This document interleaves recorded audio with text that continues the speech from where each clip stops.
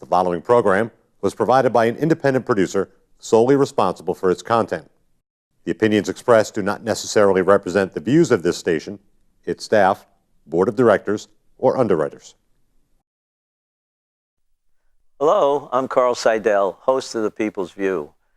The show is sponsored by the Nashua City Republican Committee, and if you like to attend our meetings, they're the second Thursday of every month at 6:30 at the Crown Plaza. And if you want to find out more about our organization, you can go to nashuagop.org to see our website and learn about the events that we have. Welcome to The People's View.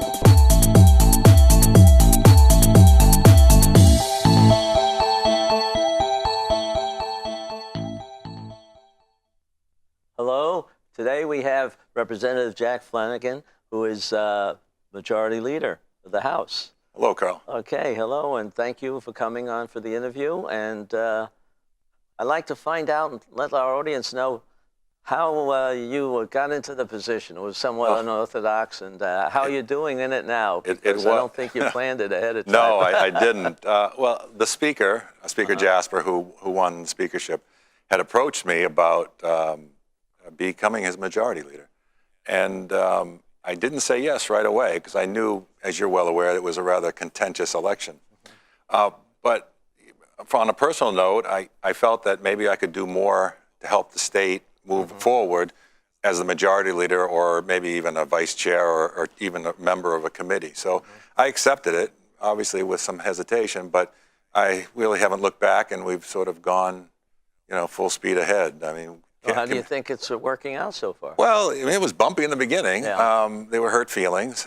But I think once committees were established and bills were introduced, things sort of smoothed out. We got busy, and we got down to the people's work. But, it's hard. I mean, the job is hard. It is a position where all the bills through the House of Representatives goes by my desk or through the majority office for review. So, and we make recommendations. We work with the individual members, the representatives, and if they have any issues with their bills or they think there are, they'll come to us, or we'll refer them to the chairman. But there's no owner's manual or no instruction manual that came with the job. But it's been a challenge. It was sort of the joke is the Senate president asked me to run for Senate. Oh.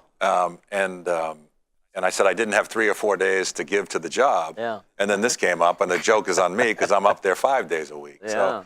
So it's been a challenge, but I think it's been enriching at the same time. Oh, I think it's working out better than a lot of people projected. I don't know how, as you said, it was a little bumpy in the beginning, but things are going through all right. Yeah. And we had a lot of bills, a lot of things to talk about, and when you get 2 days of voting on them, you sort of get a little weary. Well, just so you know, it's about 650 bills that were introduced through the House of Representatives. I think one of the things that is bothering me a little bit is the House bills and how they're voted on. I would hope that because we're in the majority, the Republicans are in the majority, that we would have taken the lead a little bit more on that. But if it's good legislation, it's good legislation. So we defer somewhat to the chairman. You're well aware of that with Public Works. I mean, there's usually a level of expertise in the committees that we fall back on. And we've said more than a few times that we'll leave it up to the committee to debate it and look at the evidence and come back with a recommendation. So we don't try to micromanage too much. There hasn't been too many bills that you've had to whip, by whipping for our audience, we get the feedback from the leadership about where they feel they should vote. Right. If we have a position on it, and a lot of times it's just an experience. Like the Speaker, as you well aware, was in election law, and there was that bill on the selfies and so forth of the ballots. There's an old court case that went back to when employers were forcing people to vote a certain way and prove that they voted that way, so they would make a duplicate ballot or take a picture of the ballot or whatever. And there was actually a court decision that says you cannot take a picture of the ballot. It does not belong to you. It belongs to the town in which it's given. So, you have instances like that. I served on the Labor Committee, and there's a very controversial issue with workers' compensation costs So I've been heavily involved with that because I've served on that committee. So you see a lot of, and of course, Gene Chandler, who's your chairman, former speaker, brings a wealth of experience to public works. Oh, yeah, he's been there some, 20 years? I mean, it must be, the capital budget, although it was a challenge, I'm sure because of funding, must have been, relatively easy based on the knowledge base that you and he bring to the position. I mean, they can remember, well, they applied for this 3 years ago or something like that, or there's a court case, the same thing you said with the selfies, yeah. I mean, it's the one thing about the House of Representatives with 400 members, one is you're going to see people that have diverse backgrounds. So no matter what the topic we're debating, even on the House floor, you'll get someone with knowledge of it. But that also goes into the committee work, like judiciary. There's a number of lawyers that are sitting on the Judiciary Committee. Municipal and county government. We've got selectmen. We've got various members of town committees and so forth on that. Labor. I know Representative Infantine, Chairman Infantine, has his own insurance agent because they deal with workers' compensation, but they also deal with union issues and labor issues. So you get that diverse science and technology. I mean, most people eyes gloss over when you start talking about some of the issues that they do, but they're engineers or they've delved in that stuff for a long time. Yeah, that got more complicated with the power situation. Yes. And what are we going to do for that? Well, as you're probably aware, I took a position on that Kinder Morgan pipeline in the northwestern part of the state, only because Public Service, Eversource now, has got a plan to expand an existing pipeline. So there's no need to basically interrupt those 17 communities with eminent domain, construction, pumping stations when the pipe's already there. It doesn't make sense, right? Why would you put something new when you've already got something in the ground? But there's this, Northern Pass issue that's still out there, and I know Eversource has got a lot of distance for right-of-way, but not all of it's been claimed. So there's going to be some work done with that. But what my hope is that between the increased natural gas and potentially Northern Pass, our electric rates should drop significantly. I would hope so. I mean, that's one of the big questions in the state. Yeah. My bill went up, as probably yours did, just for the last month. And it's scheduled to go up even more, as I understand it. Well, we've been working on some of the regulatory areas like the Regional Greenhouse Gas Initiative, and there's the Renewable Portfolio Standard. These are all costs that the law actually imposes on ratepayers for various reasons. And what I'm doing as a majority leader is trying to control those. Matter of fact, I had a conversation with the president of a company in Charlton, New Hampshire. He employs 1,100 people, but it's owned by another company, and he had been talking about expanding, and they said absolutely not. Our electric rates are too expensive, the comp rates, various taxes and regulations. So, I mean, that's something that I take very personal in the position that I have. And I reassured him that we're working on comp, we're working on energy. We're trying to reduce property taxes via gambling. If you remember, there was a provision to bring back revenue sharing with the cities and towns. So, that is something that I never had when I was a member of a committee. As a majority leader, I have to be cognizant of that, and I'm reminded that because of say an 8,000 foot level versus at the level of the bills being heard. So, there are days that I leave Concord with weighted shoulders, including the budget. Well, you have some staff too to help you, don't you? Right. There's Aaron Goulet, who's a senior legislative aide, and Meg Stone. Jim Rivers, who's the communication director. So if we do make a mistake, there's someone there to cover our trail, shall we say. And yeah, there's some help. And of course, Dick Hinch is the majority whip, and Gene Chandler and Sherm Packard are Gene's the deputy speaker, and Sherm is the speaker pro tem. So we work sort of as a team in the majority office, although the other two, Sherm and Gene, actually are supportive of the speaker. But it works.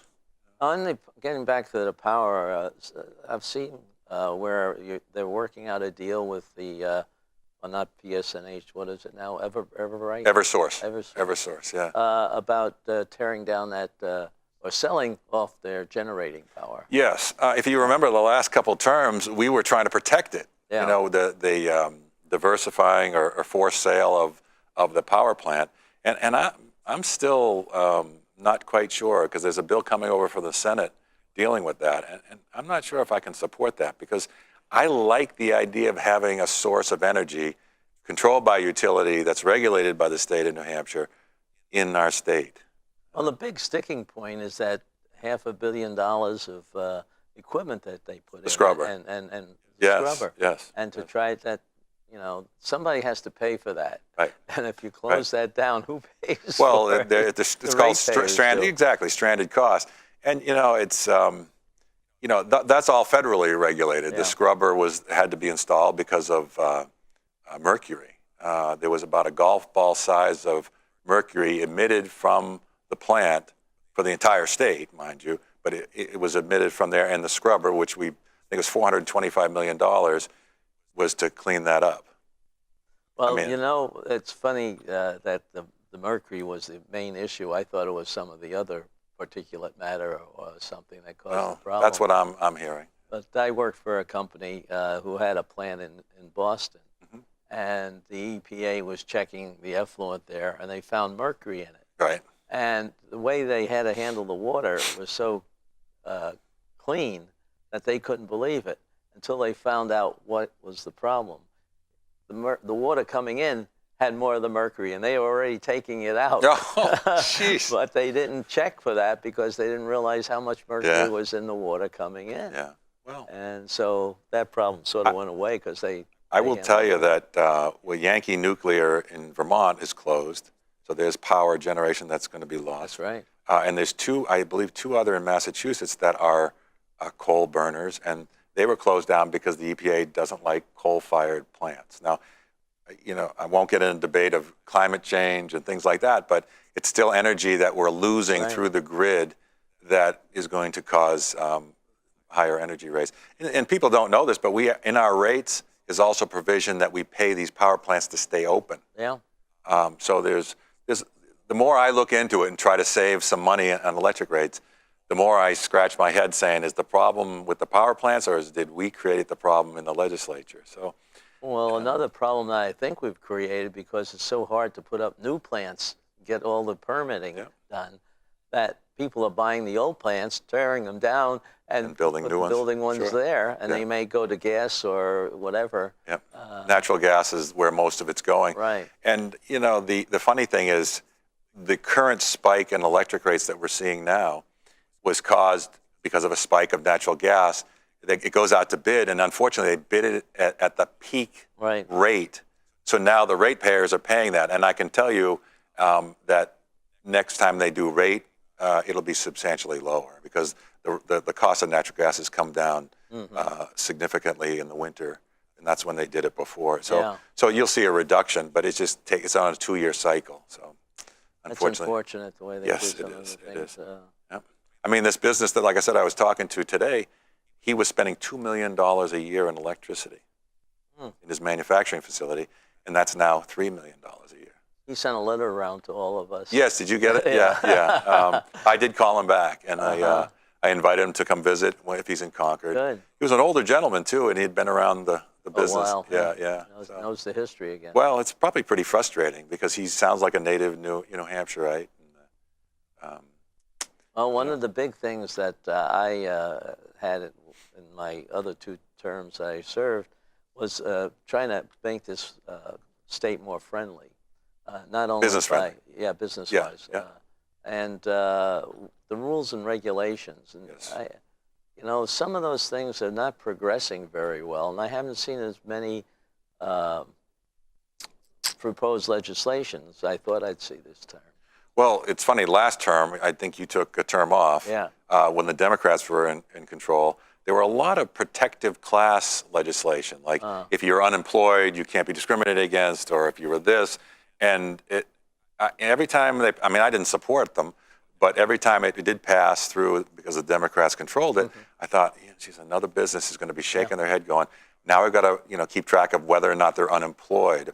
Or I think there was a bill that said you couldn't use criminal history or credit reports or something like that. But like, say you were a business that dealt with a lot of cash, you should be able to know whether or not your potential hire had a problem with, handling money and things like that.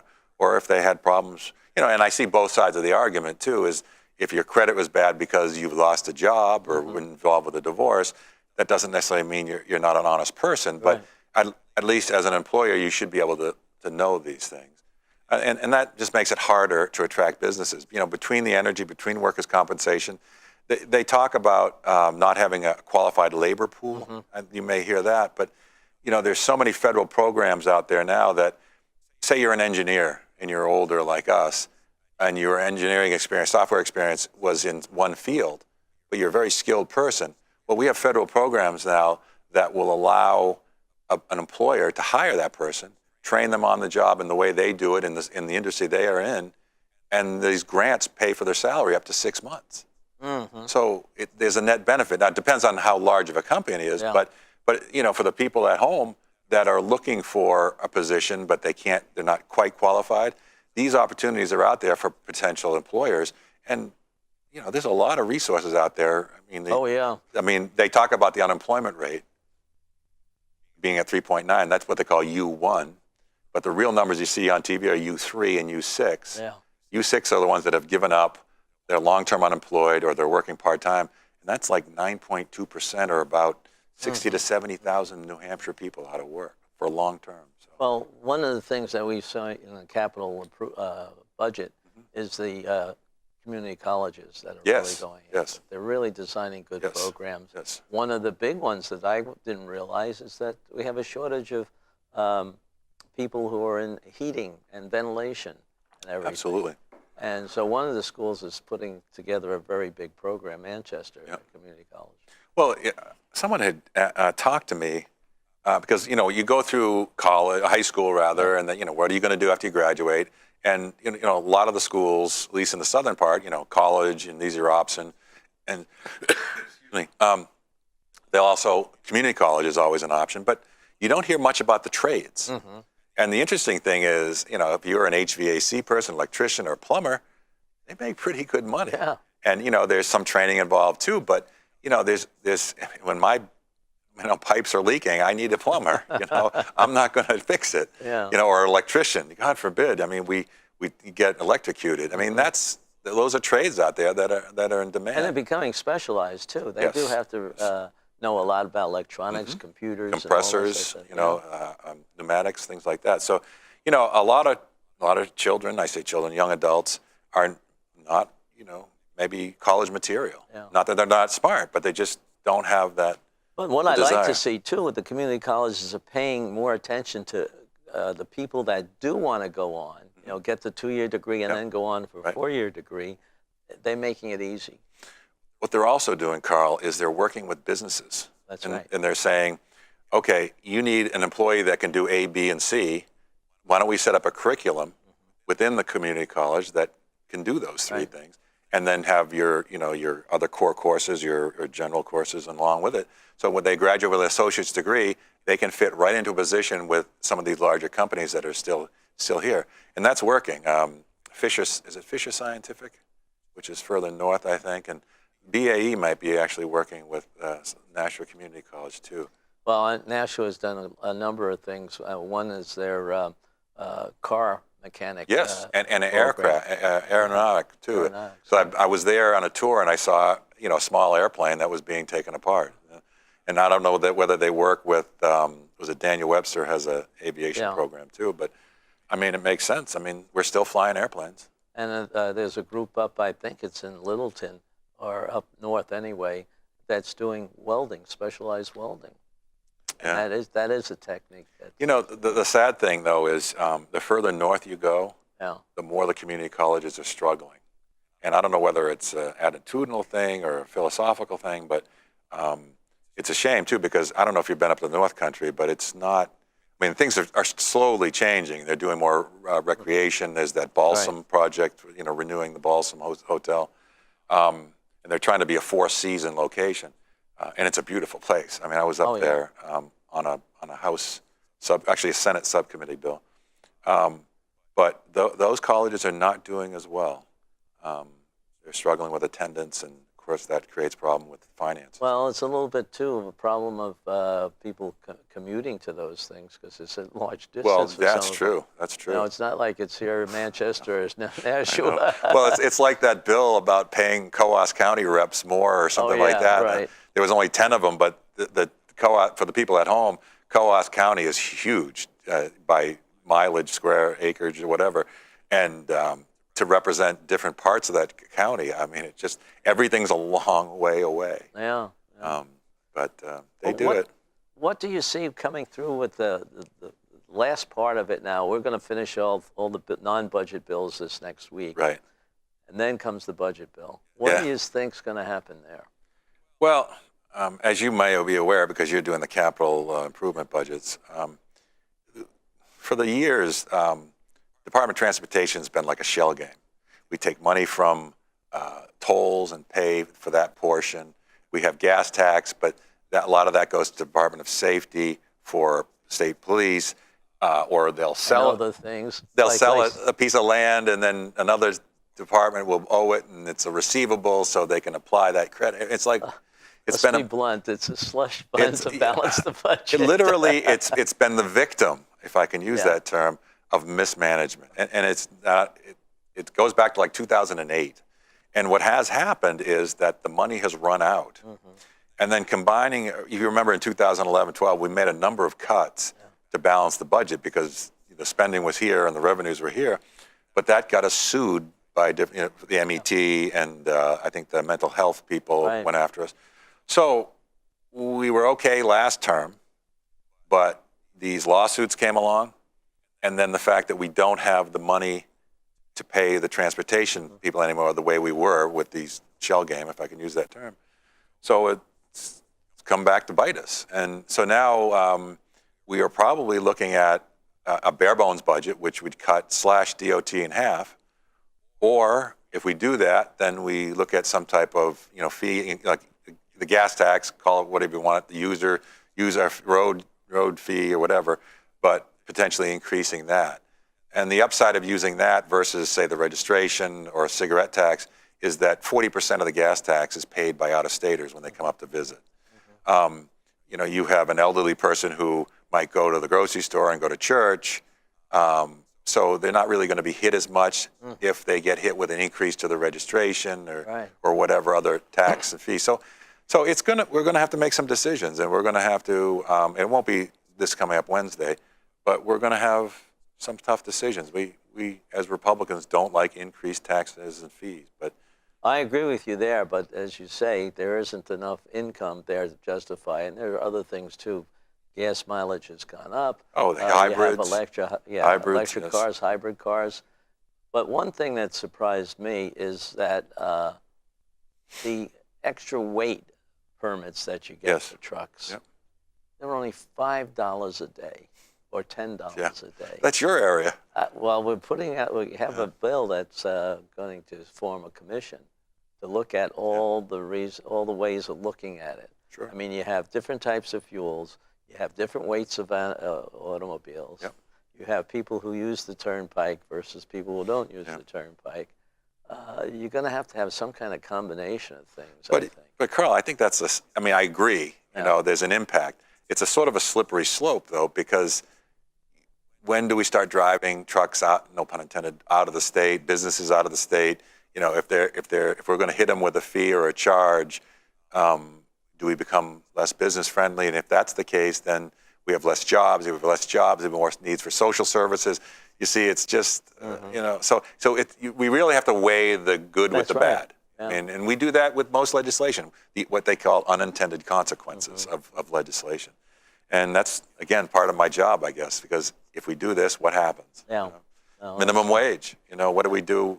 There's been a lot of emails about states that have increased minimum wage and restaurants are closing. Yeah. You may have seen that email parade. Oh, yeah. So, we deal with those issues and, hopefully make the right decisions for the state. Well, tell us how you work with the Senate, because I imagine there's some communications between the two of you and getting certain bills through. Well, Jeb Bradley is the majority leader in the Senate, and he and I have had conversations on specific issues. Energy was one, workers' comp is another.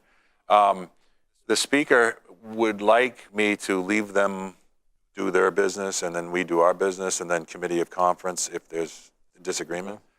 But I do try to stay in touch with them. What I'm finding as majority leader, though, is a lot of the senators are coming to me on their own individual bills because they know that if it gets through the Senate, they're looking for help in the House side, and having a position of influence, they're looking for it from me.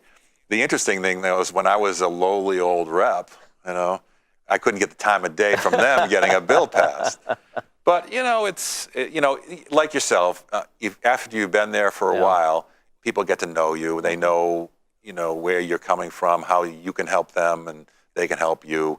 And it gets sort of that line between Senate and the House gets blurred a little bit. So you and I are both in that position. We've been around there long enough that people know us. No, I've been working with a couple of senators on some of the bills that actually I thought were combined. My bill was combined with theirs and didn't quite work out that way when I find it. Well, what we're seeing too this year is that there'll be a House bill and there'll be a Senate bill on the same topic, like workers' comp or constitutional carry on the guns, or or a business taxes reduction. Right to work. You right have to 3 work. or 4 That's right. bills out there. And what strategy that we have worked out, either the Senate will retain it or will retain it in case the governor vetoes it. So at least we'll have 2 bites at the apple. Like constitutional carry is one where we'll probably shepherd the Senate bill through and then let the governor veto it or not veto it. But if she does, we'll take the House bill off of the table and reintroduce it next year, and then make the issue become an election year item potentially. So there's some strategy involved with it too. One of the things that I get a chuckle about in the House is, especially the freshmen, they think, we got to get that bill passed through the House. Oh, yeah. But they fail to realize it's got to get through the Senate too. And there's a process there and trying to, shepherd it through. And then, of course, it's got to be signed off by the governor. So I jokingly say to them, it's Civics 101. Remember, there's 3 branches of government. 2 of them are here, the executive and the legislative. But no, it's a process. Well, it is. And the freshmen, we have several very active freshmen, which probably put in more bills than they should have. Well, remember in 2011, some of them put in 50. Oh, remember? Yeah. Remember that we had a couple that they got excited about they were going to change the world. Yeah, and a lot of them, as you said, had unintended consequences built into it. And they died. Yeah. They died. For anything people at home watching is that there is an intricate process of getting bills passed. But what I share with people is like sometimes we want to be right, but we lose track of the fact that being effective is really the key, being up there in Congress. Because of the process, House to Senate to the governor, and you get a reputation. And, actually we had that educational forum, and someone whispered in my ear a saying, so I had to share it with the group, was that, we're going to win battles, we're going to lose battles. But what we're remembered for is how we treat each other and how we basically conduct ourselves. Because, like, for example, last week when someone questioned the Speaker, and he'll be remembered forever for that. He may win votes or he may lose votes, but he will always be remembered for that one issue that he brought up. So it is a funny place. Well, I hate to end on a down note there, but you're really handling a job that's very, how would I put it, a little bit awkward situation. And we're looking forward to working with you throughout the year. So I'd like to get you back here in June when we're over and done with? When the stuff hits the fan. Yeah. Because that's going to be really cut down time. And we're probably running out of time, and that's probably why you're leaning forward and saying, we'll come back. But it's not hard, but it's invigorating at times. Like the last couple of days with the budget and everything really bothered me because I don't want to raise taxes. But I do know that there's a place there for we can do good things for the state. But thanks for having me. Well, thank you for coming. I don't know what happened to the half an hour, though, It Carl. just went. It went way too fast. Thanks so much. And thank you for listening to us. And don't forget that the Nashua City Republican Committee meets on the 2nd Thursday of every month at the Crown Plaza. Thank you.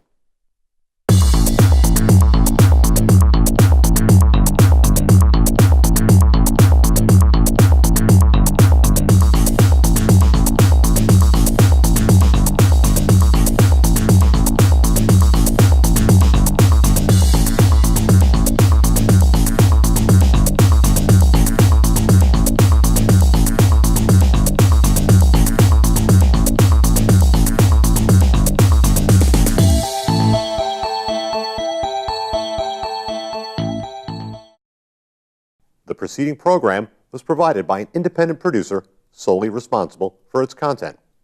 The opinions expressed do not necessarily represent the views of this station, its staff, board of directors, or underwriters.